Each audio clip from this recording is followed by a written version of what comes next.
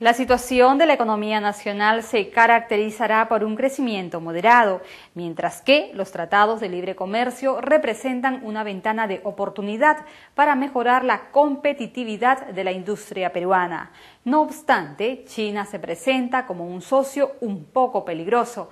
Así lo analiza el economista Alejandro Indacochea en la siguiente entrevista realizada por nuestro director Juan José Beteta. Está terminando la crisis financiera en Estados Unidos, ya hay los primeros signos de recuperación y lo increíble es que hayamos pasado en el Perú esta etapa tan difícil de la crisis mundial, aparentemente sin demasiadas graves consecuencias. Estamos con Alejandro Indacochea, economista experto de larga data en los temas económicos, para que nos explique un poco cómo hemos podido pasar esta etapa, cómo hemos logrado salvar esta situación. Mira, hoy día se habla de la post-crisis. Ya la mayoría de economías, digamos, el desarrollo principalmente, y de las economías desarrolladas, ven en un contexto diferente este 2010-2011. Comparativamente, el Perú es uno de los países que mejor se ha defendido. Si bien, digamos, estábamos creciendo antes de la crisis a un ritmo del 10% y debemos terminar este año alrededor de 1%, las expectativas son buenas. Las expectativas es que se presente un 2010 con un crecimiento de alrededor de un 5,5%, 6%. ¿Cuáles han sido las consecuencias? ¿Ha habido consecuencias durante este año de la crisis? Ha habido un efecto en todas las economías. O sea, primero la desaceleración del crecimiento. Al ritmo que veníamos ya no lo hemos hecho. Adicionalmente a eso, muchos proyectos se pospusieron. Varios proyectos que veníamos creciendo en proyectos de inversión. Bueno, y los exportadores también han padecido despidos y problemas. Los exportadores también problemas en los mercados, pongamos en lo que es agroindustria, en lo que es confecciones, todavía continúa, digamos, por la recesión que se dio en las economías desarrolladas, remesas de los emigrantes, dinero de los emigrantes, turismo no tanto. ¿Y han bajado los precios de los minerales también un poco? Bajaron los precios de los minerales en el contexto mundial, digamos, pero la buena noticia es que inmediatamente que empieza la reactivación de China, que se habla ya de un 8,5%, nuevamente un 9% su ritmo histórico, China consume minerales, consume metales a nivel mundial, que China necesita para ese crecimiento interno. Y eso ha llevado a un nuevo aumento de precios de los minerales en el mercado mundial. Perú ha sido, es y va a seguir siendo un país minero. Entonces, esa es una buena noticia para nosotros.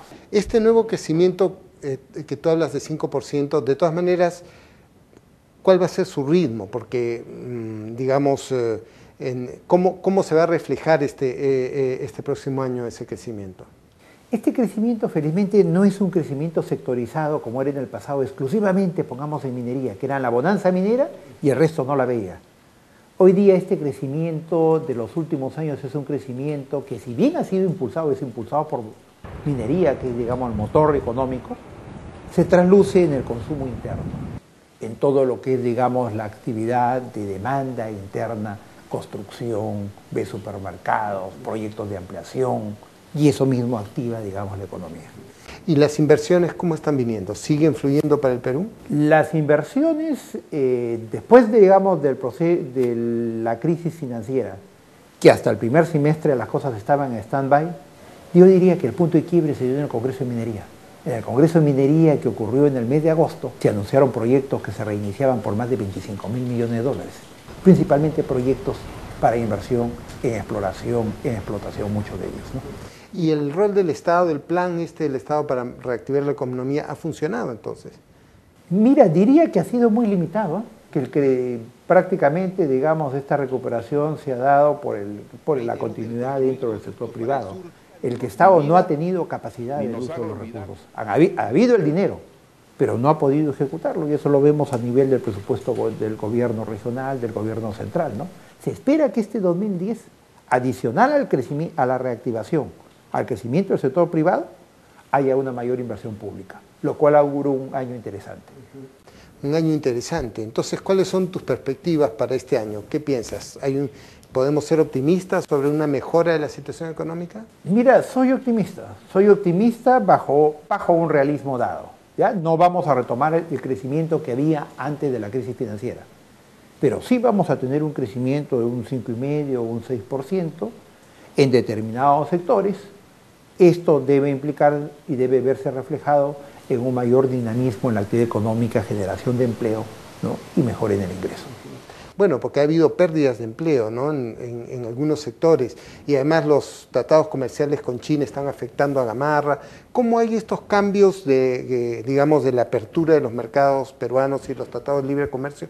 ¿Cómo van a afectar a la industria nacional? ¿Qué sectores van a ser, quiénes son ganadores y perdedores con esto? Mira, como todo tratado de libre comercio, son ventanas de oportunidad. Son opciones que se presentan al país y depende cómo nosotros las usemos. No es que un tratado es una solución mágica, una solución milagrosa. En el caso de Estados Unidos era importante porque es la economía, es el motor de la economía mundial, 30%. De la PBI, digamos, mundial se explica por Estados Unidos.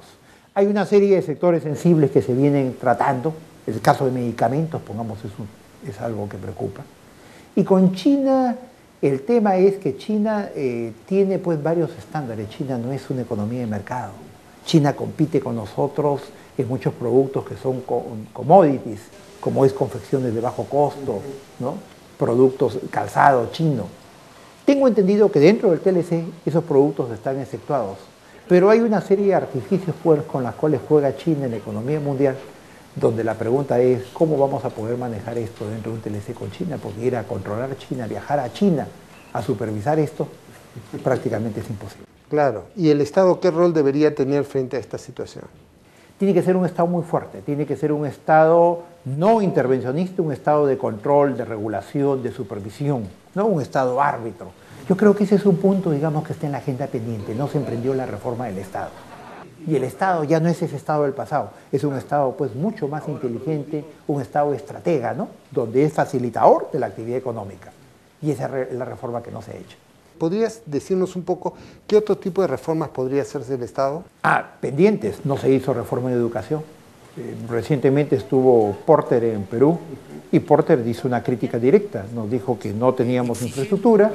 En educación de 133 países, Perú está en 130, en lo que se refiere a calidad de la educación y comprensión de matemáticas y entendimiento de lectura. Entonces, en el siglo de la innovación, en el siglo del conocimiento, no vamos a poder competir solamente exportando minerales, sino necesitamos mejorar capital humano. Y esas son las reformas que nos ha hecho en educación, nos ha hecho reformas en salud, nos ha hecho la reforma, la modernización del Estado, ¿no? Prácticamente se ha continuado, digamos, en lo mismo, ¿no? Bueno, entonces esas son las tareas en adelante. Que esperemos del nuevo gobierno, ¿no? Porque ya estamos pues en víspera de un ambiente electoral para el año 2010, ¿no? Perfecto. Muy gracias, Alejandra.